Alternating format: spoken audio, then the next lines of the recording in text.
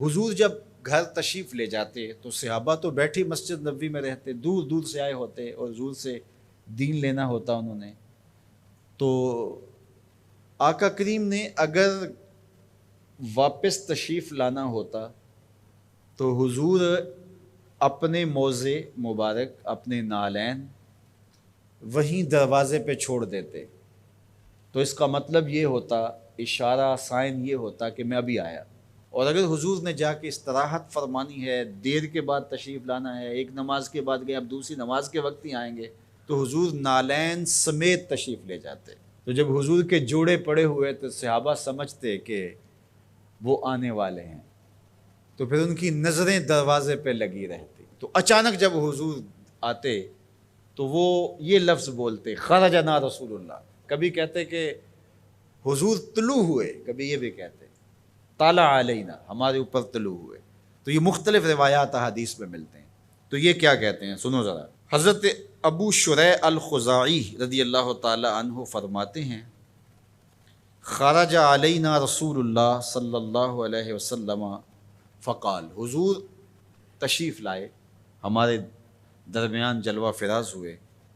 فقال، اور ارشاد فرمایا، الیسا تشہدون اللہ الہ الا اللہ وانی رسول اللہ، تم گواہی دیتے ہو کہ اللہ کے علاوہ کوئی معبود نہیں ہے اور میں اللہ کا رسول ہوں. قالوا بلا، سب نے کہا کیوں نہیں. یعنی مطلب کیا کہ میں جب اللہ کا رسول ہوں تو پھر جو کہہ رہا ہوں اس کو غور سے سنو. اب ذرا دیکھیے کہ حضور نے یہ کہہ کے ایسا ماحول پیدا کر کے کہا کیا. اب اس کہنے پہ قربان. حضور نے ارشاد فرمایا، یہ اللہ کی کتاب قرآن مجید، اس کا ایک سرا تمہارے ہاتھ میں ہے. یعنی یہ اللہ کی لٹکتی ہوئی رسی ہے قرآن مجید، اور لٹکتی جو رسی ہوتی ہے اس کے دو سرے ہوتے ہیں نا.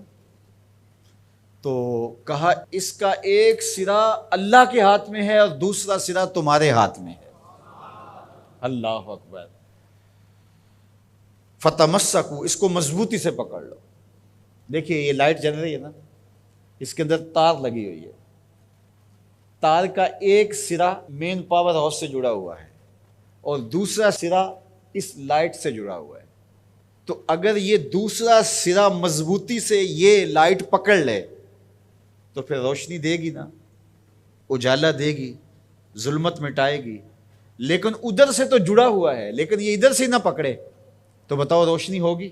تو کہا کہ قرآن ایسی اللہ کی کتاب ہے، اللہ کی لٹکتی ہوئی رسی ہے جس کا ایک سرا تمہارے رب کے دستے قدرت میں ہے، دوسرا سرا تمہارے ہاتھ میں ہے. فتمسکو، کہا جوڑ مضبوط کر لو، پکی طرح سے اس کو پکڑ لو. جب پکی طرح سے پکڑ لو گے تو فرمایا فَإِنَّكُمْ لَن تَدِلُّوا، ظلمت تمہارے قریب بھی نہیں آ سکتی، چانن ہی چانن ہوگا، اور کبھی بھی تم گمراہ نہیں ہو سکتے، کبھی بھی ہلاک نہیں ہو سکتے.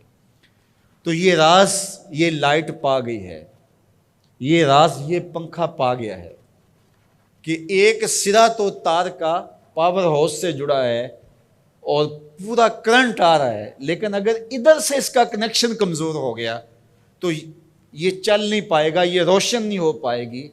قرآن اللہ کی وہ لٹکتی ہوئی رسی ہے جس کا ایک سرا تو رب کے دستے کرم میں ہے اور دوسرا سرا جو ہے وہ فرمایا تمہارے ہاتھ میں ہے.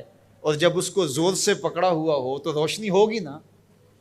تو جب یہ تصور آتا ہے کہ یہ قرآن اللہ کی لٹکتی رسی ہے، حبل ممدود من السماء الی الارض، آسمان سے زمین کی طرف لٹکتی ہوئی اللہ کی رسی ہے، تو جب زور سے اس کو پکڑیں گے، مضبوطی سے تھامیں گے، ایقان کے ساتھ، یقین کے ساتھ تمسک کریں گے، تو پھر باطن میں چراغاں کیوں نہیں ہوگا، تو پھر کرنٹ کیوں نہیں آئے گا، پھر کیوں جو ہے وہ توانائی پیدا نہیں ہوگی. تو پھر تو ایک عجیب کیفیت پیدا ہوگی نا کہ یہ وہ قرآن ہے جس کا ایک سرا رب کے دستے کرم میں اور ایک سرا ہمارے ہاتھ میں ہے. کتنی خوبصورت میرے حضور نے مثال دی. تو اس سے ہدایت ہی ہدایت، نور ہی نور اور روشنی ہی روشنی نصیب ہوگی.